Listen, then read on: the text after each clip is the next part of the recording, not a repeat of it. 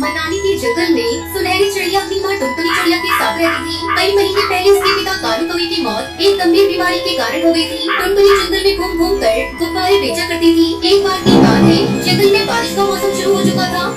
हे भगवान, 2 दिनों से मूसलाधार बारिश हो रही है। घर का राशन भी खत्म हो चला है। अगर आज गुब्बारे बेचने नहीं गई तो सुनहरी को क्या खिलाऊंगी? चाहे कुछ भी हो जाए, मुझे अपनी बिटिया के लिए गुब्बारे बेचने जाना ही होगा। बेटा, मैंने तेरा भोजन बनाकर रख दिया है, भूख लगी तो खा लेना। मैं जा रही हूँ, बाहर तेज बारिश हो रही है, तुम बाहर जाकर भीगना मत, मैं जल्दी ही आ जाऊंगी।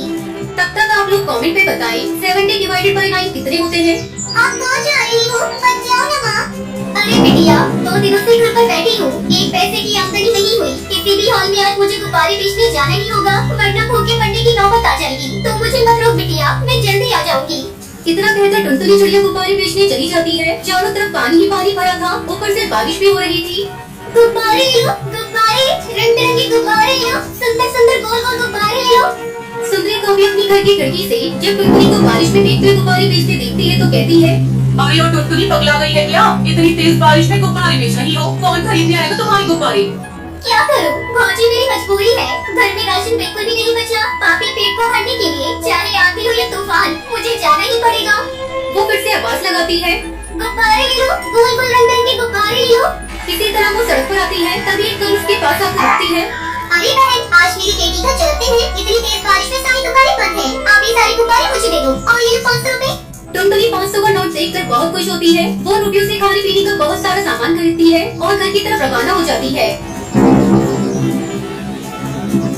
और वो पानी में डूबने लगती है। उसके हाथ का थैला भी पानी में गिरकर बहने लगता है। अरे पकड़ो, पकड़ो, कोई तो मेरे थैले को पकड़ो। इसमें खाने का सामान है। अब मेरी बच्ची क्या खाएगी? अरे बहन, जल्दी से मेरा हाथ पकड़ लो, नहीं तो पानी में डूब जाओगी। नहीं भैया, मुझे अपनी परवाह नहीं। मुझे तो किसी भी हाल में उस थैली को थैली से बचाना है। टुनटुनी अपने थैले को पकड़ते पकड़ते काफी दूर निकल गई। 2 दिन बीत गए। टुनटुनी का कुछ अता पता नहीं था। उधर सुनहरी चिड़िया का रो रो कर बुरा हाल था। मम्मा, मम्मा कहाँ हो? मुझे डर लग रहा है। मम्मा जल्दी घर आ जाओ। सुनहरी की रोने की आवाज सुनकर सुंदरी कौवे उसे अपने घर ले जाती है। तभी तेज बारिश में तूफान से सुंदरी का घर गिर जाता है। अरे सब इस मनुष्य की वजह से हुआ है। ना मैं इसे अपने घर लेकर आती और ना ही मेरा घोंसला टूटता। सुंदरी कौवे पानी में सुनहरी को रोता हुआ छोड़कर पास वाले पेड़ की सुराख में जाकर छुप जाती है। काकी, काकी मुझे बचाओ, काकी मुझे बचाओ, मैं डूब जाऊंगी। लेकिन सुंदरी सुनहरी को नहीं बचाती। चिल्लाते चिल्लाते सुनहरी बेहोश हो जाती है और जब उसकी आंखें खुलती हैं तो अपने सामने अपनी माँ को पाती है।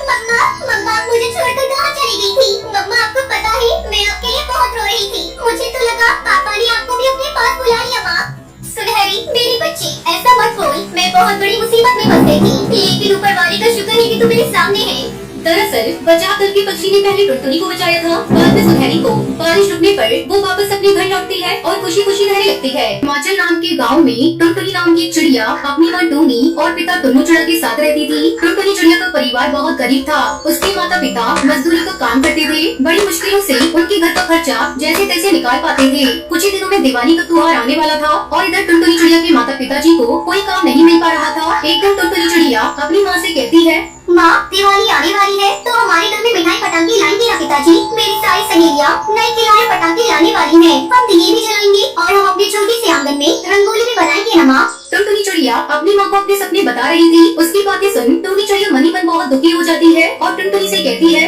बेटा, तुम्हारे पिताजी और मैं मजदूरी करके घर चलाते हैं और हमारे पास कुछ दिनों से कुछ भी काम नहीं है। हमारी किस्मत अमीर पक्षियों की तरह नहीं है, लेकिन फिर भी अगर कहीं कुछ बन पाए तो जरूर लेकर आएंगे। टुनटुनी चिड़िया अपनी माँ की बातें सुनकर नाराज हो जाती है और घर के पास एक पेड़ के नीचे जाकर बैठ जाती है। टुनटुनी चिड़िया को नाराज देख टुनी चिड़िया की आंखों में आंसू आ जाते हैं। अब टुनी चिड़िया अपने घर के काम में लग जाती है। दिवाली आने में कुछ ही दिन बाकी थे। उसी में टुनटुनी चिड़िया उदास होकर एक नदी के किनारे पर बैठी थी। उसी समय 2 चिड़िया टुनटुनी चिड़िया के पास खेलते हुए आई। तुम यहाँ अकेले क्यों बैठी हो? तुम चाहो तो हमारे साथ खेल सकती हो।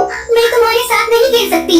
मैं गरीब परिवार से हूँ और तुम तो अमीर परिवार से लगती हो। तुम्हारी माँ पिताजी तुम्हें मेरे साथ खेलने पर डांटेंगे। वो हमें क्यों डांटेंगे? तुम गरीब हो इसलिए? ऐसा कुछ भी नहीं है। गरीब पक्षी भी चाहे तो मेहनत करके पैसा कमाकर अमीर हो सकता है। पिंकी चिड़िया और बुलबुल टुनटुनी चिड़िया से दोस्ती कर लेती है। खेल खेलने के बाद बुलबुल टुनटुनी चिड़िया को अपने घर दिवाली पर आने के लिए कहती है। ये बात सुनकर टुनटुनी चिड़िया बहुत खुश हो जाती है और घर पहुँचते ही टुनटुनी चिड़िया माँ को बुलबुल के बारे में बताती है। माँ, मुझे बुलबुल ने अपने घर दिवाली के लिए बुलाया है तो मैं जा सकती हूँ ना? बेटा हम गरीब पक्षी हैं। बुलबुल की माँ और पिताजी को तुम्हारा वहाँ जाना बिल्कुल पसंद नहीं आएगा। टुनटुनी चिड़िया टुनटुनी चिड़िया को समझाती है, लेकिन टुनटुनी चिड़िया माँ के पास जिद करते हुए कहती है, बुलबुल ने बुलाया है तो मैं जाऊंगी जाऊंगी जाऊंगी। टुनटुनी चिड़िया की जिद के कारण टुनटुनी चिड़िया उससे कहती है, ठीक है चली जाना दिवाली के दिन। टुनटुनी चिड़िया अच्छे से नहा धोकर बुलबुल के घर पहुँचती है। बुलबुल भी टुनटुनी चिड़िया को देखकर बहुत खुश हो जाती है। तभी बुलबुल अपनी माँ से कहती है, माँ सुनो ना, माँ ये मेरी सहेली टुनटुनी चिड़िया है। बुलबुल की माँ सुंदरी कौवी और पिताजी कड़कनाथ से टुनटुनी चिड़िया को देख जरा भी खुश नहीं थे।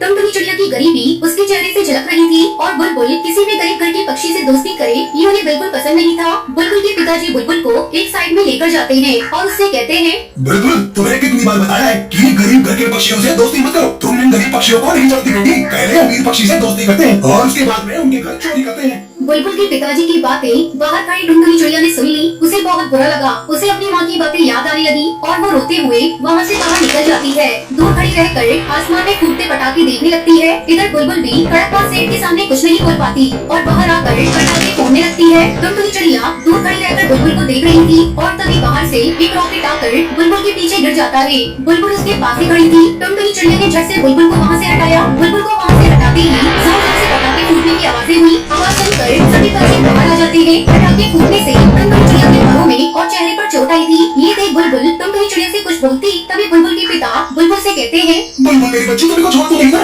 पिताजी आज अगर टुनटुनी चिड़िया न होती तो मुझे जरूर कुछ न कुछ होता। उसी ने मेरी जान बचाई है।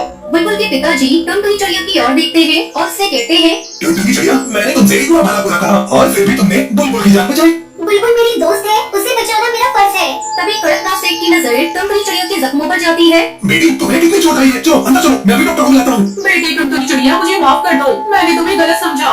कड़कनाथ सेठ और सुंदरी कौवी को अपनी सोच और गलती का पछतावा होता है। अब बुलबुल की माँ पिताजी मिलकर टुनटुनी चिड़िया को बहुत सारी मिठाइयाँ और नए खिलौने दिलवाते हैं। टुनटुनी चिड़िया उसे देखकर बहुत खुश हो जाती है और घर चली जाती है। घर जाकर देखती है तो उसकी माँ उदास बैठी कुछ सोच रही थी। तभी टुनटुनी चिड़िया अपनी माँ के पास जाकर कहती है, माँ पिताजी देखो तो कड़कनाथ चाचा जी ने हमें कितनी सारी मिठाइयाँ और नए खिलौने दिलवाए हैं।